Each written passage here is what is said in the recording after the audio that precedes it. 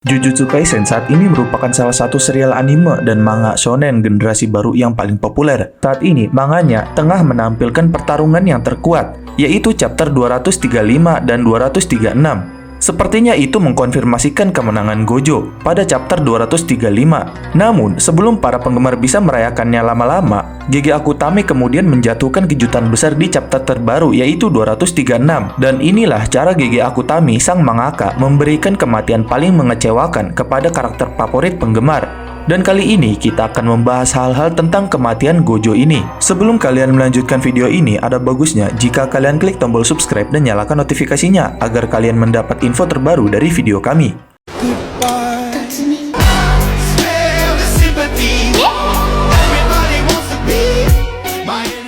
Pertama-tama kita akan jelaskan bagaimana Gojo mati di Jujutsu Kaisen. Chapter terbaru ini dimulai dengan Gojo berbicara dengan roh teman-temannya di dunia di antara hidup dan mati. Teman-temannya ini adalah Geto, Nanami, dan Haibara.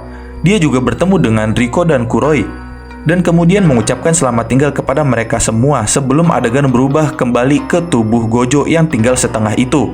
Lalu, Sukuna menjelaskan cara kerja kemampuan adaptasi Mahoraga, yang mana itu tergantung pada jumlah waktu yang berlalu setelah Shikigami Mahoraga menerima serangan untuk beradaptasi. Dan jika dia menerima serangan yang identik saat Mahoraga sedang mengkalkulasikan adaptasinya, maka waktu kalkulasi adaptasinya itu akan meningkat. Dan ketika sebuah teknik sudah diadaptasi, maka kalkulasinya akan berhenti.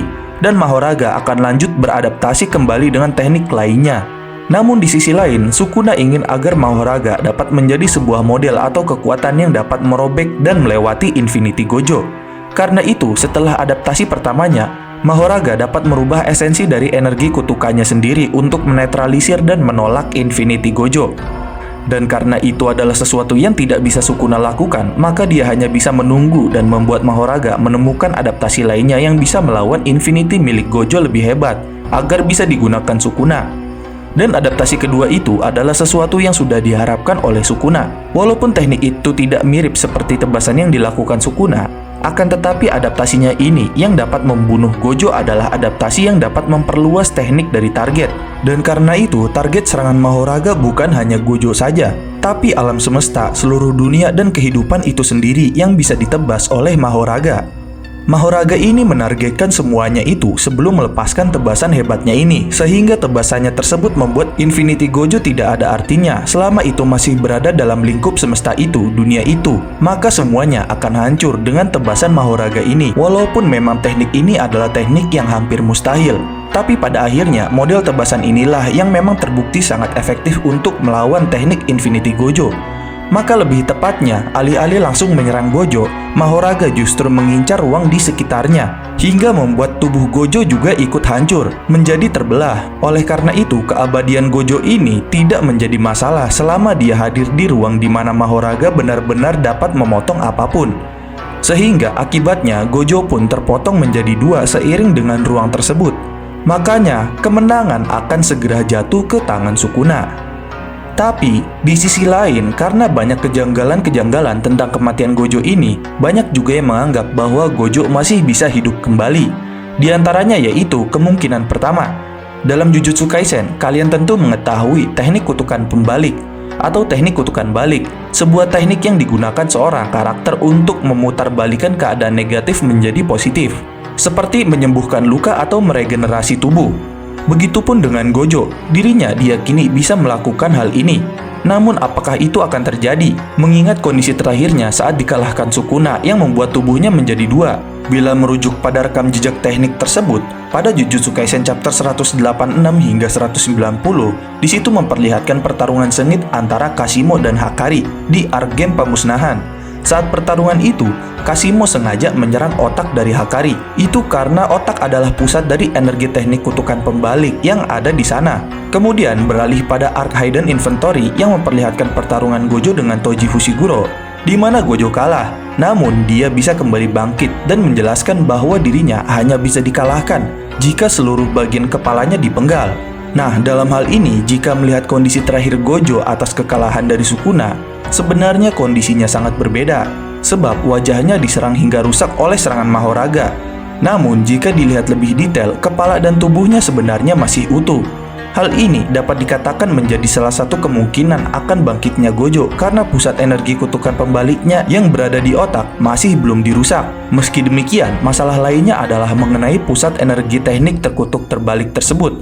Dalam sejarah cerita Jujutsu Kaisen, meski teknik tersebut mengandalkan otak penyihir, tetap saja energi terkutuk seorang penyihir sangat dibutuhkan untuk menggunakan teknik kutukan pembalik. Dan karena itu, apakah Gojo dapat melakukannya? Nah, sebab biasanya energi terkutuk seorang penyihir selalu keluar di bagian perut bagian bawah. Dan mengingat hal ini, dapat dilihat bahwa bagian perut bawahnya masih utuh sebagai sebuah kemungkinan nyata bahwa pusat energi kutukan Gojo tidaklah hancur.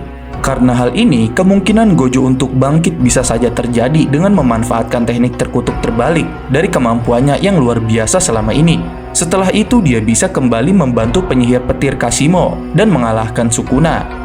Lalu untuk kemungkinan kedua, pada Jujutsu Kaisen chapter 236 terlihat adanya obrolan di antara karakter yang begitu signifikan. Nah, dalam benaknya, Gojo menyatakan bahwa sejatinya dia merasa momentum ini merupakan perpisahan dirinya dengan seluruh teman-temannya. Oleh karenanya itu, Nanami mengaku bahwa dia tak sudi bila harus melihat Gojo kalah dan mati sekarang.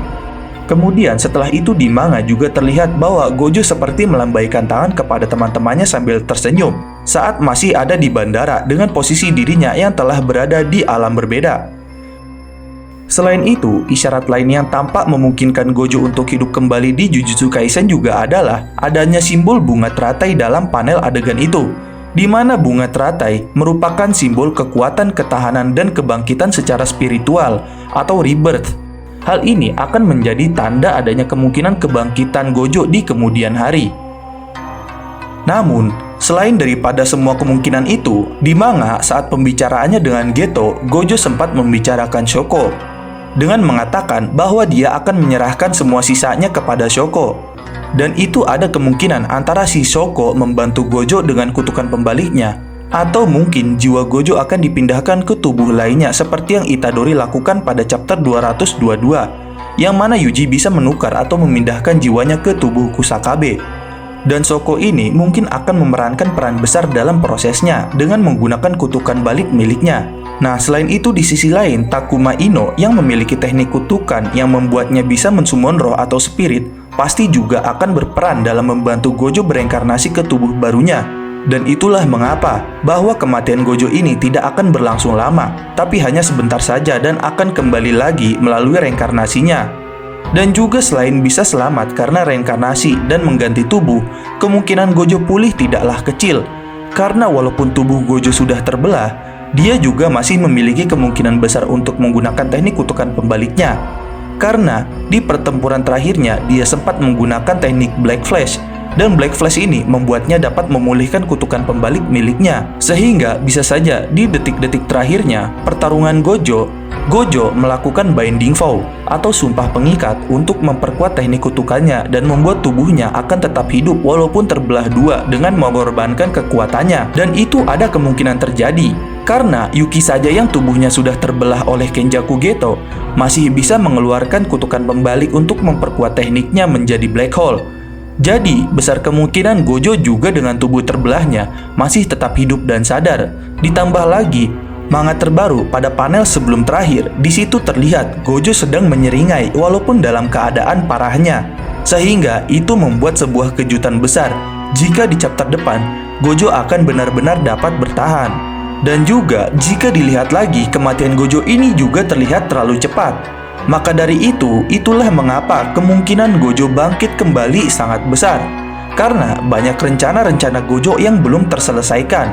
Di antaranya yaitu mengurus mayat Suguru Geto yang dikendalikan oleh Kenjaku dan melihat perkembangan murid-muridnya yang bisa melampauinya. Selain itu, GG Akutami dalam wawancaranya juga pernah mengatakan kalau suatu saat yang akan memberitahu tentang kebenaran ayahnya Megumi secara langsung adalah Gojo. Sehingga karena itu, teori tentang Gojo bangkit kembali akan sangat mungkin. Karena sampai saat ini Gojo belum memberitahu kebenaran Toji ayahnya Megumi kepada Megumi sendiri secara langsung. Karena itu adalah spoiler yang diberitahu langsung oleh pembuat Jujutsunya sendiri, yang sudah tidak bisa diganggu-gugat lagi.